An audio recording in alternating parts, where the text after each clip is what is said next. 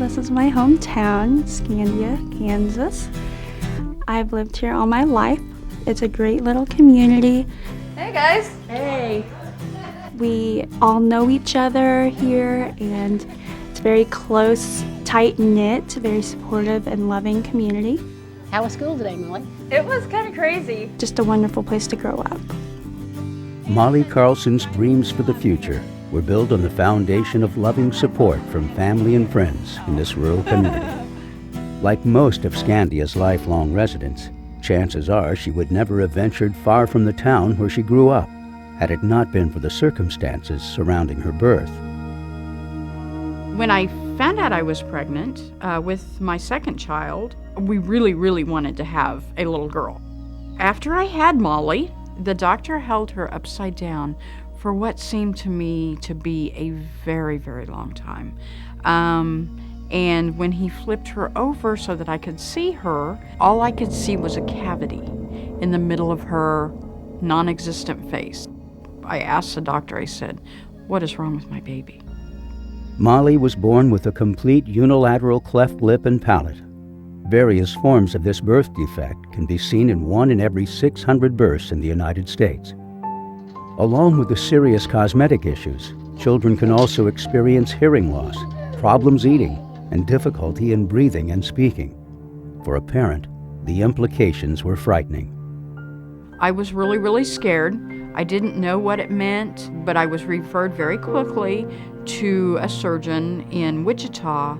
At the age of 10 weeks, Mollie had her first surgery to close her lip. While it made a dramatic improvement, her parents were still very concerned about her future. Appearance is very important to girls. For her to be faced with a challenge like this, it was really scary to me. I cried a lot of nights. Mollie had difficulty breathing and eating because of the cleft palate. Becky struggled to find proper care for her child while she worked full-time.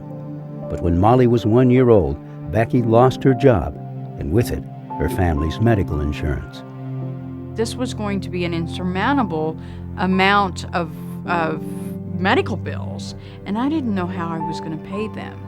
And it was really frightening to think that I had just lost the maybe one thing that could have helped my daughter. And so that put us in a position where, because she was now uninsurable, we didn't have anywhere to turn. And then at that point, a Shriner contacted us.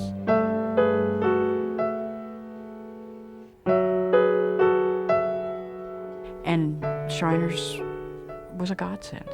I mean, it absolutely positively was the only thing that I knew about that could help my daughter. And at Shriners Hospitals for Children, the fear of the financial burden for Mollie's care was eliminated. All medical services would be provided at no cost to the family.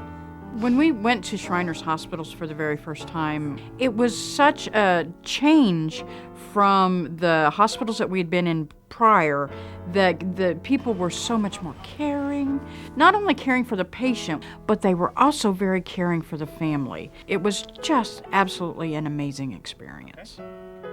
When Mollie first came to Shriners Hospitals at the age of 15 months, her family was uncertain about her future.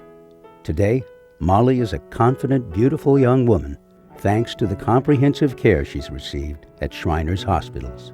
My team of doctors is wonderful, and I always say my team. It is my team, it's my hospital, and that's how I relate to it. My team is very much a second family to me, as Chicago is a second home to me. Oh, what a beautiful girl! The doctor that delivered Mollie told us that they would have her repaired by the time she went into kindergarten. And when we went to Shriners, they said, no, that's not quite the way it's going to work out.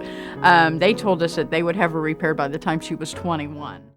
In her years with Shriners Hospitals, Mollie has had 20 reconstructive surgeries, ranging from the closure of her palate to rhinoplasty to orthodontic surgery. But it was one of the most recent procedures that really boosted her self-image.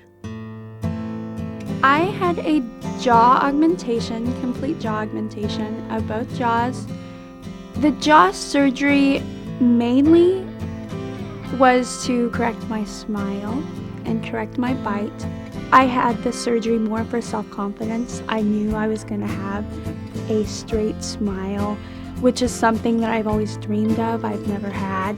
I know a lot of people have told me lately that I just beam when I smile because I've never smiled so big in my life. The impact Shriners Hospitals for Children has had on Mollie's life goes far beyond the scope of the medical care she's received.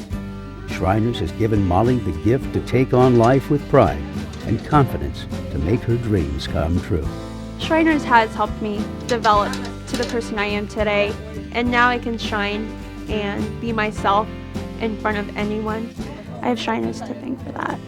Mollie excels both socially and academically. Hey, well, hi, Mollie. She's participated on the cheer squad and flag team. She was valedictorian and a member of the National Honor Society, and was named the YWCA Young Woman of Achievement this year. She's on the board of directors for Family, Career, and Community Leaders of America, and she's an award-winning public speaker who talks passionately about a subject close to her heart. Maybe I can give you some other ideas of how we can polish it up just a little bit. Spreading the word about her experiences led to Mollie being asked to become a patient ambassador for Shriners Hospitals for Children. She recently spoke at an event honoring the players from the Kansas Shrine Bowl. I'm not a normal teenager. I have had 20 reconstructive surgeries because of a birth defect, and that's why I'm here to speak to you today, because I am a Shrine patient. The treatment that has made the biggest impact on my life would probably be the speech pathology.